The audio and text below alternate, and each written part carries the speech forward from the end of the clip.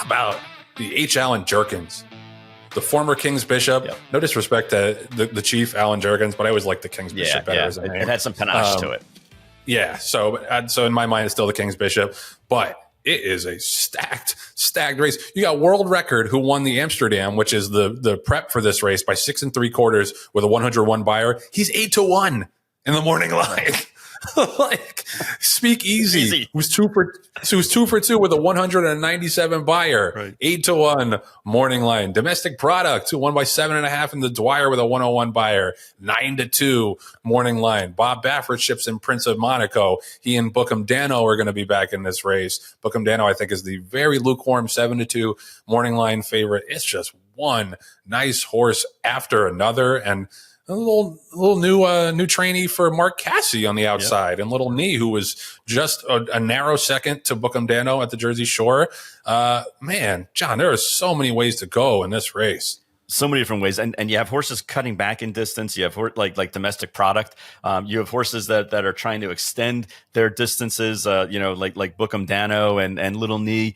Bookham Dano, I thought, was really interesting because they cross-entered him in the Jerkens and in the sprint race at Charlestown, the 7/8 race. So they have a decision to make, because there's no benefit from a breeding standpoint. The horse is a gelding, Bookham Dano. So, they're going to have an interesting decision to make once they see, how things continue to play out and which horses are going to actually go to the races. But he's the only one that is cross-entered in Charlestown and Saratoga. I think you can say that every year. You can say, like, there's no horses that have been cross-entered in Charlestown and Saratoga. Those two just don't go together. But Joe, I'm fascinated by that race, and I'm also fascinated by the sword dance. I think the sword dance, it's a smaller field, but again, it's chock full of really good horses. When you have Farbridge and Silver Knot, and Soldier Rising and Measured Time going head to head, and that doesn't even include the Linda Rice horse Pioneering Spirit or a Pletcher's horse on the outside, Grand Sonata.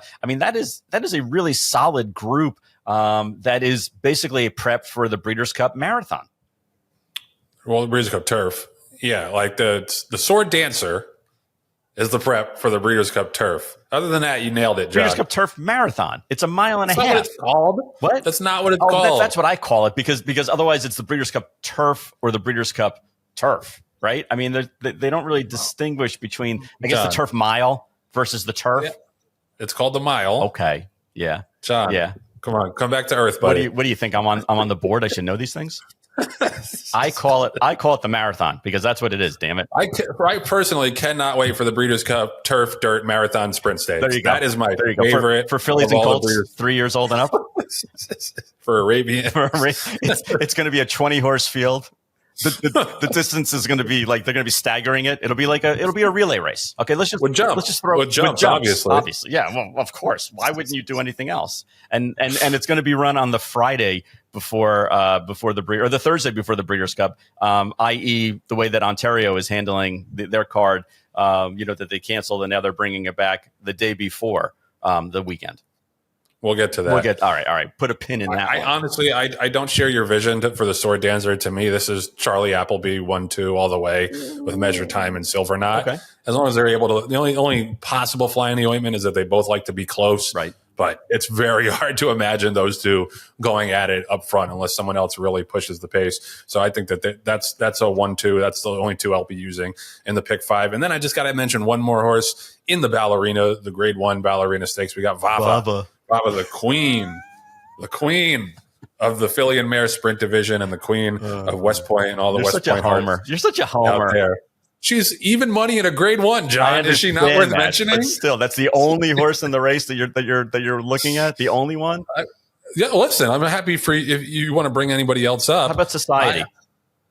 I like Society, and she's a nice horse. My only thing is, again, from a homer's perspective, I hope Money's Gold stays in this race because she's cross-entered in the Spartan Fancy on Friday, and if she doesn't run, Society looks completely loose on the lead. Yeah. Like, I know Vahva was able to run her down when she was loose last time, but that was Society's first race off of a 7-8 month layoff, 7.5 month layoff, let's say. Yeah, and so she's got to be tighter, I think, for this race coming up. So I'm hoping there's a little pace to push her. But yeah, no, it's a fascinating race as well. It is, and I'm not poo-pooing Vahva. I really like her as a racehorse. We've talked about her before. I think Sherry DeVoe's done a phenomenal job with the horse. But yeah, you got to talk about more than one horse in a grade one, for God's sake, Joe. Come on. Okay. How about the fact the floor is yours, my friend? Okay, well, that's why I'm jumping in. How about the fact that in the Alabama, we talked about it last week. I'm going to throw myself under the bus. I was like, oh, there's two gun runners, and there's two Arrogates, and a Constitution, and a Justify, and blah, blah. I didn't even mention the Union Rags. And of course, that's the filly that won. What a gutty performance by Power Squeeze to just hold off Candied. Yeah. I thought we were going to talk about that race later. Well, that's all you got to say about that race.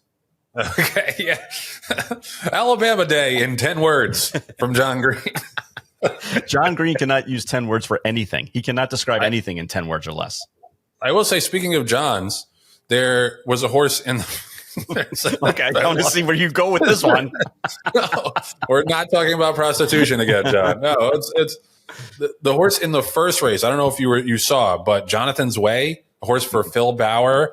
Oh my goodness. If you haven't seen that race, go back and watch that replay. In the first race on Saturday, August 17th at Saratoga, there was a little bit of a tip out on him, and we had two nice horses in the race with West Point, and Moment's Notice ran second. We're really happy with him.